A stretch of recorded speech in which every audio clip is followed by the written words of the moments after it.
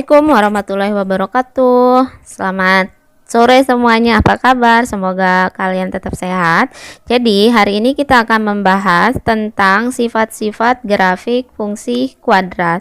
Nah, minggu lalu kita udah belajar bagaimana menggambar grafik fungsi kuadrat. Nah, kalian masih ingat kan bentuk umum fungsi kuadrat itu adalah ax kuadrat ditambah bx ditambah c.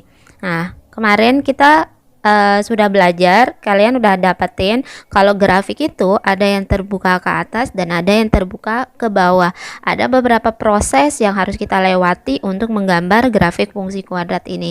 Dan sekarang ada yang lebih memudahkan kalian ketika menentukan grafiknya, kapan dia terbuka ke atas dan kapan terbuka ke bawah, kapan dia memotong sumbu X, kapan dia menyinggung sumbu X, dan lain-lainnya.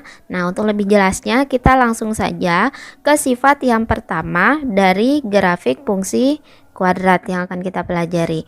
Yang pertama adalah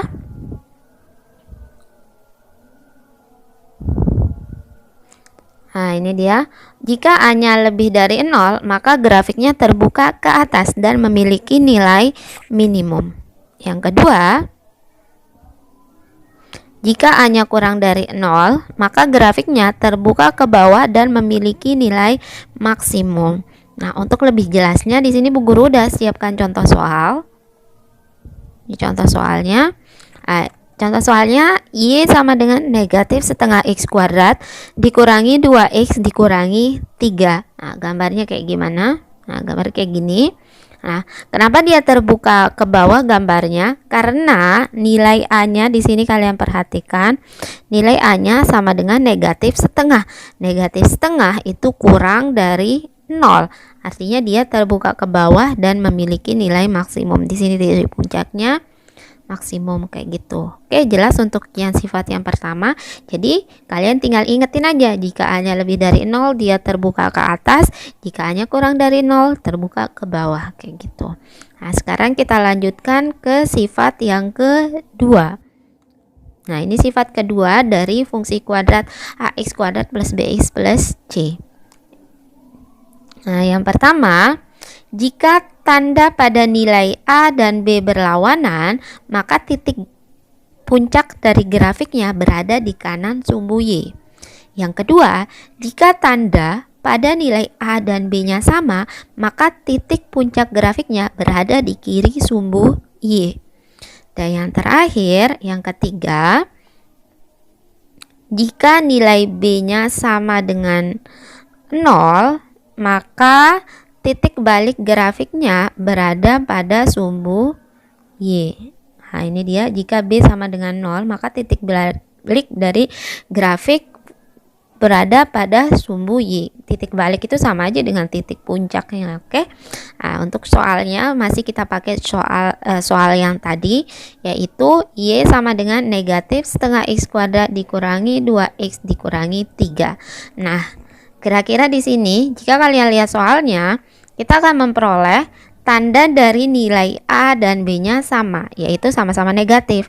A-nya negatif setengah, B-nya negatif 2. Berarti yang berlaku adalah titik puncak grafiknya berada di kiri sumbu Y. Nah, kita munculkan lagi grafiknya, ini dia. Nah, grafiknya titik puncaknya berada di kiri sumbu Y. Jadi ini namanya sumbu Y itu kan yang ini ya, yang vertikal ini. Nah, yang mohon maaf ini gambarnya nggak bagus. Jadi yang ini namanya sumbu Y. Nah, sumbu Y-nya. Nah, grafiknya berada di kiri sumbu Y tadi ya. Nah, sekarang kita lanjutkan ke sifat yang ketiga. Fx sama dengan ax kuadrat plus bx plus c. Nah, jika nilai C-nya lebih dari 0, maka grafik memotong sumbu Y positif. Nah, yang kedua, jika nilai C-nya kurang dari 0, maka grafik memotong sumbu Y negatif. Nah, untuk contoh soalnya, masih kita gunakan soal yang tadi. Nah, di sini kalian lihat nilai C-nya. Sekarang, nilai C-nya sama dengan negatif 3. Negatif 3 itu kurang dari 0. Yang ini kurang dari 0. Artinya, ya betul sekali, artinya grafiknya memotong sumbu Y negatif. Ini sumbu Y negatif, yang di atas ini baru sumbu Y positif namanya. Ini sumbu Y positif, ini sumbu Y negatif ke bawah itu ya. Nah, kalau udah jelas, sekarang kita lanjutkan ke sifat yang keempat. Oke, kita lanjutkan ke sifat yang keempat. Nah, ini dia sifat yang keempat dari grafik fungsi kuadrat AX kuadrat plus BX plus C. Ini kaitannya dengan diskriminan. Nah, minggu lalu atau beberapa waktu yang lalu kita udah pelajari diskriminan itu sama dengan B kuadrat dikurangi 4A kali C. Jika nilai D-nya lebih dari 0, maka grafiknya memotong sumbu X di 2 titik. Yang kedua, jika nilai D-nya sama dengan 0,